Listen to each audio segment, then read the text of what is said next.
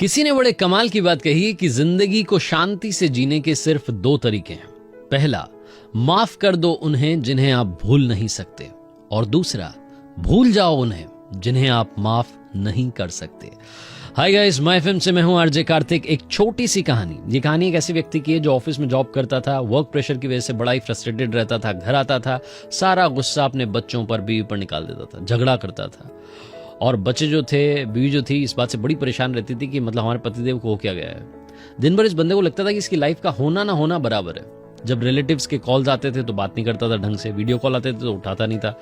इसको ऐसा लगता था कि इसकी लाइफ का होना ना होना बराबर है, इसको लाइफ से मतलब ही नहीं रहा था। ये इतना ज्यादा परेशान हो चुका था। इसको लगता था घर का सारा खर्चा मुझे उठाना पड़ रहा है, लोन चल रहे हैं, ईएमआई चुकानी पड़ रही है, काफी सारी टेंशन में था। कुल मिलाकर के आज की लाइफस्टाइल से परेशान हो गया था। एक दिन ये बैठा हुआ था, इसका बच्चा इसके पास में और आकर के बोला कि पापा आप मेरी हेल्प कर दीजिए होमवर्क करवाने में।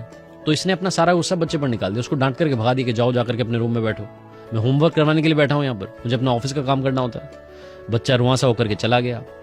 थोड़ी देर बाद जब इसका गुस्सा ठंडा हुआ तो इसको लगा कि यार एक बार जाकर के मिलना चाहिए। बच्चे के पास पहुंचा तो देखा कि बच्चा सो चुका था। वो जो होमवर्क की कॉपी थी बच्चे के सिर पर ऐसे रखी हुई थी। तो इसको लगा कि कॉपी को नीचे रख देते हैं, ऐसे उठा करके रखने लगा नीचे। तो फिर इसको लगा कि एक बार पढ़ लेते हैं बच्चा क्या कर रहा था, ऐसा किस चीज में उसे मदद चाहिए थी। तो होमवर्क पढ़ने लगा तो उसका टाइटल था वो चीजें जो हमें शुरू में अच्छी नहीं लगती लेकिन बाद में अच्छी लगने लगती हैं। इस टाइटल पर बच्चे को कैसे लिखना था। बच्चे ने एक पैराग्राफ लिख दिया था। तो ये बंदा पढ़ने लगा। बच्चे ने लिखा था कि मैं थैंक यू कहना चाहता हूं फाइनल एग्जाम्स को, जो शुरू में तो अच्छे नहीं लगते, बड़ी पढ़ाई करनी पड़ती है, लेकिन उनकी वजह से समर वेकेशंस आ जाती हैं। फिर उसने लिखा कि मैं थैंक यू करना चाहता हूं उन कड़वी लगने वाली दवाइयों को, जो स्वाद में तो अच्छी नहीं लगती हैं, लेकिन उनकी वजह से हम ठीक हो जाते हैं। फिर बच्चे ने लिखा कि मैं थैंक यू करना चाहता हूं अलार्म क्लॉक को, जो हमें सुबह सुबह जगा देती है, हमें अच्छा नहीं लगता लेकिन हमें मालूम चलता है कि हम जिंदा हैं। मैं थैंक यू करना चाहता हूं ऊपर वाले को जिसने मुझे पापा दिए, वही पापा जो शुरू में तो मुझे डांटते हैं, अच्छे नहीं लगते, लेकिन बाद में मुझे मार्केट लेकर के जाते हैं, घुमाते हैं, अच्छा अच्छा खाना खिलाते हैं, अच्छे अच्छे खिलौने दिलाते हैं। तो मैं उनको भी, भगवान को भी थैंक यू कहना चाहता हूं कि उन्होंने मेरी लाइफ में पापा भेजे, क्योंकि मेरे दोस्त के तो पापा हैं ही नहीं। ये जो आखिरी की लाइन थी, इसने इस बंदे को हिला दिया, अंदर तक झकझोर दिया, और इसको ये मतलब नींद से जागे, इसको लगा कि इसकी लाइफ का मतलब क्या है। ये खुद से बड़बड़ाने लगा। वो जो बच्चे ने लिखा था उसको कॉपी करने लगा, बोलने लगा कि हे ऊपर वाले आपका थैंक यू है कि मेरे पास घर है, क्योंकि कईयों के पास तो घर नहीं है।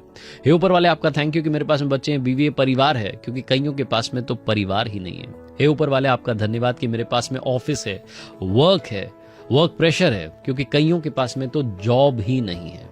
हे ऊपर वाले आपका धन्यवाद है कि मेरे पास में वो सारी चीजें हैं जो कईयों को चाहिए होती हैं, चाहे मैं उनके लिए ईएमआई दे रहा हूं, लेकिन वो सारी चीजें मेरे पास में है।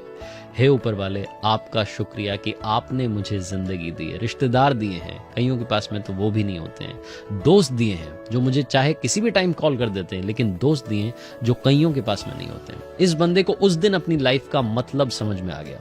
छोटी सी कहानी बहुत बड़ी पॉजिटिविटी देती है, आपको ये मंत्र देती है कि लाइफ में जो मिला है उसमें खुश रहिए, और खुशी खुशी अपना जो जिंदगी का दायरा है उसे बड़ा करने की कोशिश कीजिए, अपने लक्ष्यों को हासिल करने की कोशिश कीजिए। इसलिए आरजे कार्तिक आपसे कहता है कि हम सब में वो ताकत है, हम सब कर दिखा सकते हैं, लेकिन उसके लिए हमें बस अपने जज्बे को बरकरार रखना होगा। इसीलिए आरजे कार्तिक आपसे कहता है, हर बार कहता है, बार बार कहता है, कर दिखाओ कुछ ऐसा कि दुनिया करना चाहे आपके जैसा। याद रखिए, हर सोमवार सुबह 9:30 बजे मेरे फेसबुक पेज, यूट्यूब चैनल पर देखिए एक नई कहानी। और हाँ, अगर आप कुछ अच्छा सुन रहे हैं तो आप माय एफएम सुन रहे हैं। चलो आज कुछ अच्छा सुनते हैं।